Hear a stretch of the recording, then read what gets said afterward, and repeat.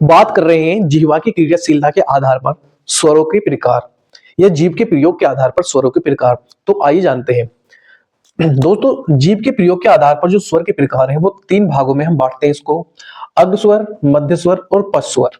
मान लीजिए ये हमारी जीवा है, ये हमारी जीवा है, जीव है, ये जीव का सबसे पीछे का हिस्सा है जिसको हम बोलते हैं पश्च भाग, और ये हमारा बीच का हिस्सा है, मिडिल भाग है, जिसको हम बोलते हैं मध्य भाग, और सबसे अगला हिस्सा है जिसको हम कहते हैं अग्रभाग।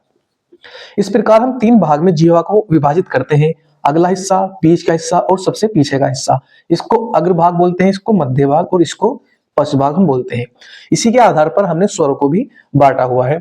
हमारे कुल स्वर होते हैं 11। इन 11 को हम तीन जीव के आधार पर तीन भागों में बांटते हैं।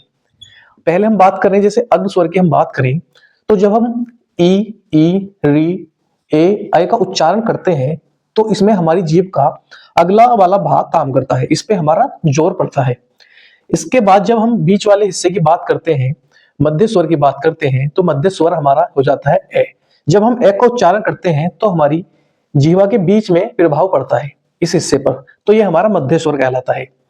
वही बात करें पश्च स्वर की, तो जब सबसे पिछले हिस्से की हम बात कर रहे हैं, जब हम आ का, उ ओ औ इन वर्णों का उच्चारण करते हैं तो सर्वाधिक जो प्रभाव पड़ता है वो जीवा के पिछले हिस्से पर पड़ता है, यानी पश्च भाग पर पड़ता है, इसलिए हम इसको पश्च स्वर कहते हैं। इस प्रकार जीवा की क्रियाशीलता के आधार पर या जीव के प्रयोग के आधार पर स्वर हमारे तीन भागों में बांटे जाते हैं, अग्र स्वर, मध्य स्वर और पश्च स्वर। इस प्रकार ये हमारे तीन भाग हो जाते हैं। जानकारी अच्छी लगे तो लाइक कमेंट शेयर जरूर करें। जय हिंद, जय भारत।